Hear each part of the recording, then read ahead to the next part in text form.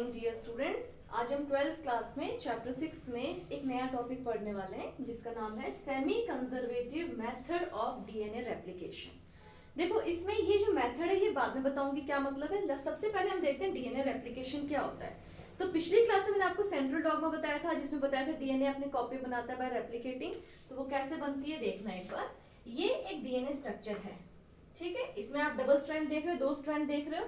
तो जब ये अपनी कॉपी बनाता है तो सबसे पहले ये अपने स्ट्रैंड को सेपरेट कर देता है बेटा, ठीक है। इन्होंने सेपरेट कर दिए, मतलब बीच के हाइड्रोजन बॉन्ड्स टूट गए, क्योंकि ये जो डीएनए जुड़ा हुआ होता है ये हाइड्रोजन बॉन्ड से तो जुड़ा हुआ था ना आपस में, जो स्ट्रैंड्स हैं इसके।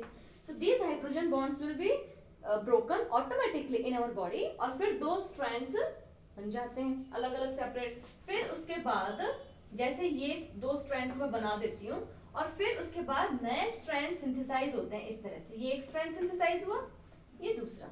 समझ में आ गया? तो इस तरह से क्या हुआ, अब हमारे पास 2 नए डीएनए प्रेजेंट हैं, मतलब 2 डीएनए की कॉपी प्रेजेंट है, फर्स्ट कॉपी सेकंड कॉपी। लेकिन ध्यान से देखना, इन कॉपीज में एक स्ट्रैंड तो पुराना स्ट्रैंड है जो हमारा नॉर्मल था डीएनए का, और एक स्ट्रैंड न्यूली सिंथेसाइज्ड है ना। तो इस तरह से हमने ये बताया कि किस तरह से जब एक पुराना डीएनए नए डीएनए को जन्म देता है, बनाता है, तो उस नए डीएनए में पूरे दोनों स्ट्रैंड नए डीएनए के नहीं होते हैं, एक पुराने डीएनए के होते हैं, एक नए के। इसी प्रोसेस को हम कहते हैं सेमी कंजर्वेटिव मेथड। मतलब आधा हिस्सा इसने अपने पेरेंट्स का रखा और आधा न्यूली सिंथेसाइज किया, ठीक है। तो अब इसी प्रोसेस को समझाने के लिए एक एक्सपेरिमेंट कंडक्ट किया गया by the scientist Meselson and stall.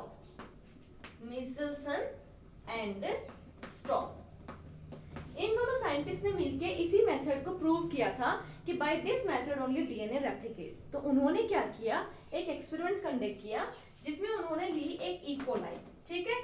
एक इकोलाई लिया बेटा, और उसको एक पेट्री प्लेट पे ग्रो किया। पेट्री प्लेट में एक मीडियम है, और मीडियम में इन बैक्टीरियाज को ग्रो किया, और इस मीडियम में उन्होंने ऑलरेडी एक नाइट्रोजन सोर्स डाल दिया, और उस नाइट्रोजन को उन्होंने रेडियो एक्टिवली लेबल्ड कर दिया, ठीक है।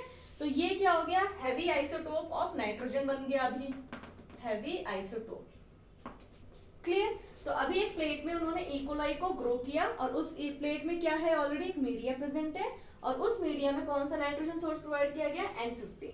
तो कुछ समय बाद जब उन्होंने देखा इस प्लेट के अंदर इकोलाई ग्रो हो गए, जैसे अगर दो जैसे सपोज आप समझो 3 सेल्स डाले, तो उन्होंने क्या देखा, 20 मिनट में 6 सेल बन गए, क्योंकि एक बैक्टीरिया सेल अपने आप को डिवाइड करता है इन 20 मिनट्स। 20 मिनट्स में अपने आप को 2 सेल में डिवाइड कर लेता है, ठीक है। तो 20 मिनट में ही कितने सेल्स बन गए, उनके 6। फिर ऐसे अगले 20 मिनट में और डबल हो जाएंगे, फिर डबल हो जाएंगे।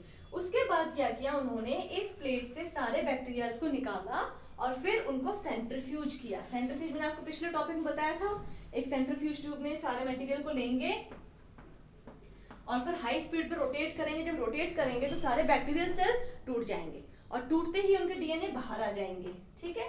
सारे डीएनए बाहर आ गए। तब उन्होंने क्या देखा इसमें डीएनए में, ये देखा कि स्टार्टिंग में जो इकोलाई डाला था, उस इकोलाई के अंदर एक डबल स्ट्रैंडेड डीएनए प्रेजेंट था। लेकिन जब उन्होंने इस तरह से देखा, जब सेंट्रीफ्यूज किया, तो उन्होंने क्या नई चीज देखी वो देखना। उन्होंने ये देखा, ये बैक्टीरियल सेल है, ठीक है, इकोलाई। इसके अंदर सबसे पहले एक डीएनए था, उसके बाद नाइट्रोजन सोर्स लेके वो डीएनए सेपरेट हुआ, और फिर उन्होंने क्या किया, अपना एक नया फ्रेश कॉपी बना दी डीएनए की। और कॉपी बनते ही वो सेल डिवाइड हो गया, और डिवाइड होते ही क्या हो गया, 2 सेल में कन्वर्ट हो गया, और दोनों सेल में डीएनए की कॉपी है, एक में इस तरह की और एक में इस तरह की। समझ में आ गई ना? फिर उसके बाद दोबारा से डिवाइड हुआ, ये इसमें डिवाइड हुआ, ये इधर डिवाइड हुआ।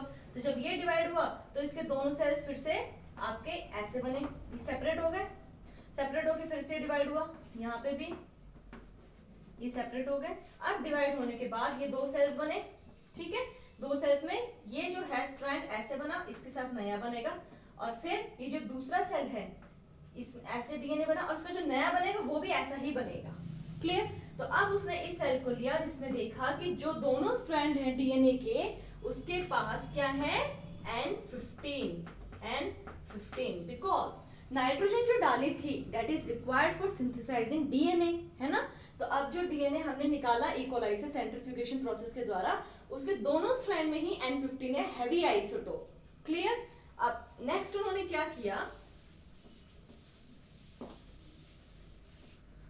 कोलोनाइज को लिया और एक अगली प्लेट में ग्रो किया, और इस प्लेट में अब उन्होंने क्या डाल दिया, N14 का नाइट्रोजन सोर्स डाल दिया। अब इसमें ऑलरेडी एक इकोले प्रेजेंट है जिसके पास खुद का जो डीएनए है वो दोनों डीएनए स्ट्रैंड्स क्या है, N15, और सोर्स क्या दे दिया, N14 का। तो अब ऐसे 20 मिनट के लिए वेट किया, 20 मिनट के बाद देखा कि जो बैक्टीरियल सेल है वो डिवाइड हो गया। डिवाइड होने के बाद क्या देखा उन्होंने, जो नए स्ट्रैंड थे वो नए स्ट्रैंड ऐसे सेपरेट हो गए, और फिर जो एक और नया बना तो इसमें क्या देखा, दो तरह के डीएनए बने इस तरह से, एक N14 एक N15, इसमें भी एक N14 एक N15, ठीक है। ये भी सेंट्रीफ्यूगेशन प्रोसेस के द्वारा सेपरेट किए गए। फिर उसको 20 मिनट के लिए और रेप्लिकेट करने के लिए छोड़ दिया गया। फिर क्या मिला उनको वो देखना, फिर उनको 4 डीएनए के वो मिले, पहले 2 थे फिर 4। यहां पे पहला मिलेगा N15 N15 N14 N15 N14 N15 N14 N14, ठीक है। तो इस तरह से ये 4 रिजल्ट मिले। तो अब मैं इसको कंक्लूड करती हूँ, मतलब जो लास्ट इन्होंने किया था एक्सपेरिमेंट उसके बारे में बताती हूँ।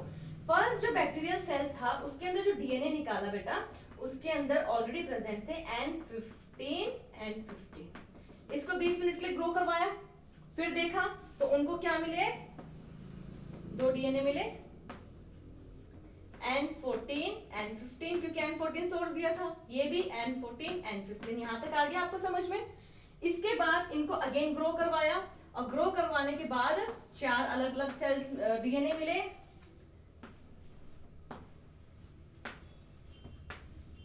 इसमें था N15 N15, यहाँ का जो N15 है वो रहेगा एक, और एक नया N15 बनेगा, वो ये बन गया।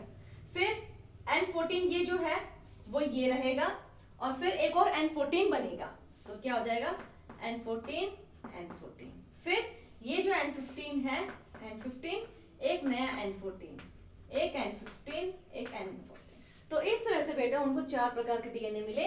एक में तो दोनों N15 स्ट्रैंड थे, एक में दोनों N14, और 2 ऐसे डीएनए थे जहां पे हाइब्रिड मिला उन्हें। तो हाइब्रिड का मतलब एक स्ट्रैंड में N14 है, एक स्ट्रैंड में N15 आइसोटोप है।